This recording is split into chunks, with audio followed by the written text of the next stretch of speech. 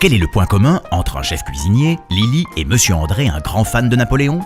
Aucun, me direz-vous. Eh bien, détrompez-vous. Alexandre est chef cuisinier, passionné par la gastronomie française, il prépare un menu spécial dans la pure tradition française pour le jour de l'an.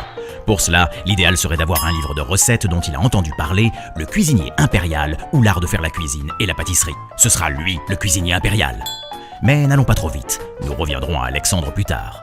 Tandis qu'elle prend un verre à la terrasse d'un café, Lily se creuse la tête à la recherche d'un cadeau pour sa meilleure amie Marie qui fête bientôt ses 25 ans. Marie est comédienne, se dit-elle. Elle aime le théâtre, les textes classiques et surtout Corneille. Soudain, tout s'éclaire. Corneille, mais oui, c'est ça. Elle se jette sur son mobile et fait une recherche sur Internet. En attendant, laissez-moi vous présenter Monsieur André. Monsieur André est retraité et coule des jours paisibles en se consacrant à ses deux passions, sa petite fille Chloé, 4 ans, et le grand, l'unique Napoléon.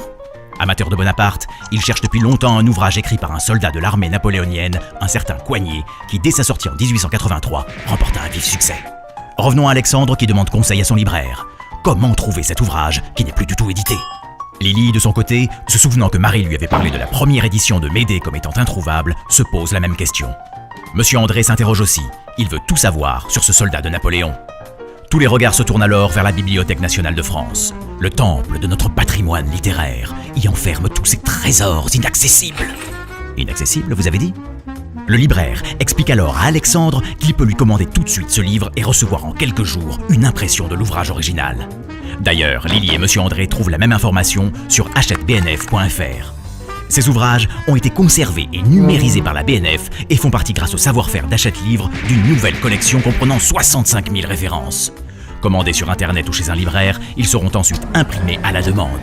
Ainsi, Alexandre reçoit son livre de recettes chez son libraire, qui l'invite d'ailleurs à son superbe dîner. Lily a commandé en ligne la toute première édition de la pièce préférée de Marie qui n'en croit pas ses yeux.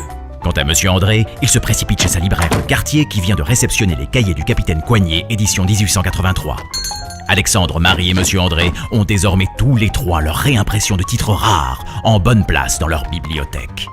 Si vous êtes à la recherche de livres anciens publiés avant 1920, rendez-vous sur achetebnf.fr pour dénicher votre bonheur parmi la collection Hachette Livre BNF. Voilà ce qui nous réunit tous, un patrimoine littéraire à portée de main.